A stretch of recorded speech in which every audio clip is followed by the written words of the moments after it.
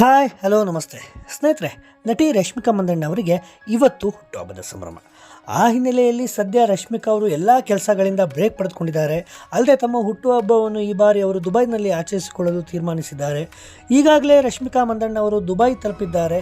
ಸದ್ಯ ಮೂಲಗಳ ಪ್ರಕಾರ ವಿಜಯ್ ದೇವರಕೊಂಡ ಅವರು ಕೂಡ ದುಬೈ ತಲುಪಿದ್ದು ರಶ್ಮಿಕಾ ಮಂದಣ್ಣ ಅವರ ಹುಟ್ಟುಹಬ್ಬವನ್ನು ಅಲ್ಲಿ ಸೆಲೆಬ್ರೇಟ್ ಮಾಡ್ತಾರೆ ಅಂತ ಹೇಳಲಾಗ್ತಾ ಇದೆ. ರಶ್ಮಿಕಾ ಮಂದಣ್ಣ ಮತ್ತು ವಿಜಯ್ ದೇವರಕೊಂಡ ಪ್ರೀತಿಸುತ್ತಿದ್ದಾರೆ ಎಂಬ ಸುದ್ದಿ ಸೋಷಿಯಲ್ ಮೀಡಿಯಾದಲ್ಲಿ ಪದೇ ಪದೇ ಚರ್ಚೆ ಆಗ್ತಾನೇ ಇರುತ್ತೆ. ಆದರೆ ಇದರ ಬಗ್ಗೆ ಈ ಜೋಡಿ ಇದುವರೆಗೂ ಕೂಡ ಒಂದೇ ಒಂದು ಸ್ಪಷ್ಟನೆ ಕೂಡ ಇದುವರೆಗೆ ಕೊಟ್ಟಿಲ್ಲ.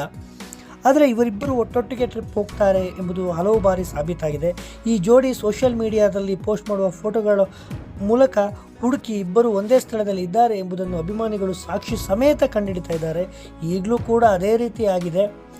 ರಶ್ಮಿಕಾ ಮಂದಣ್ಣ ಅವರು ಇನ್ಸ್ಟಾಗ್ರಾಮ್ ಸ್ಟೋರಿಯಲ್ಲಿ ಒಂದಷ್ಟು ಫೋಟೋಗಳನ್ನು ಹಂಚಿಕೊಂಡಿದ್ದರು.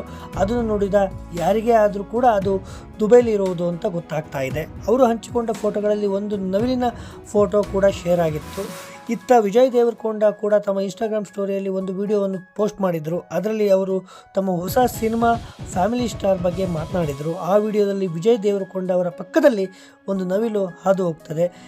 ಇದನ್ನು ಕಂಡಂತಹ ಫ್ಯಾನ್ಸ್ ಈ ಜೋಡಿ ಮತ್ತೆ ಒಂದೇ ಕಡೆ ಸೇರಿವೆ ಎಂಬ ಮಾತುಗಳನ್ನು ಆಡ್ಕೊಳ್ತಾ ಇದ್ದಾರೆ.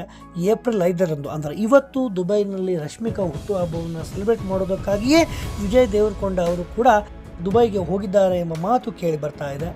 ಹುಟ್ಟುಹಬ್ಬದ ದಿನವಾದ್ದರಿಂದ ಇನ್ನಷ್ಟು ಫೋಟೋಗಳು ಹೊರಬೀಳ್ತವೆ ಅಂತ ಫ್ಯಾನ್ಸ್ ಕಾಯ್ತಾ ಇದ್ದಾರೆ.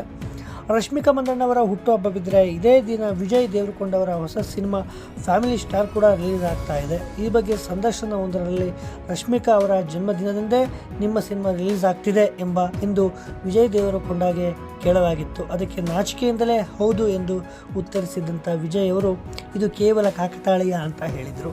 ಈ ಬಗ್ಗೆ ನಿಮ್ಮ ಅಭಿಪ್ರಾಯ ಏನು? ಕಾಮೆಂಟ್ ಮಾಡಿ.